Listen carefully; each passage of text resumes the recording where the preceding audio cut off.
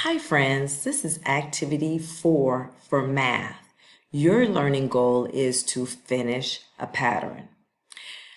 Okay, so what we're going to do here, there are a couple things that we need to think about in order to complete a pattern, to figure out what comes next. Let's look at our first line.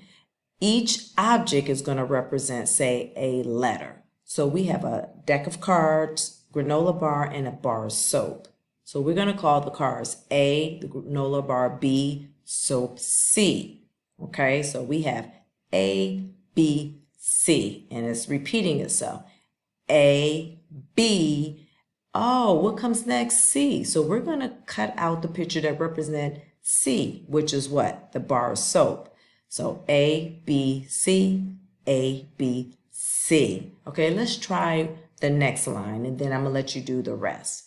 So we have two different objects. We have a bar of soap and a soap that you pump to wash your hands as well. So we're going to call this A, and we're going to call this B. So we only have A and B, right?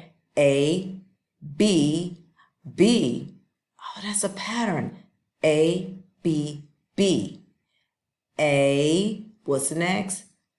B, B. So we're going to cut out those two pictures that represent B, which is the pump of soap, right? So what you're going to do is continue on with the next two problems. Remember, each object or each separate object is going to represent a letter. So you can pick whatever letters you want. I just use A, B, and C because it's easiest to remember.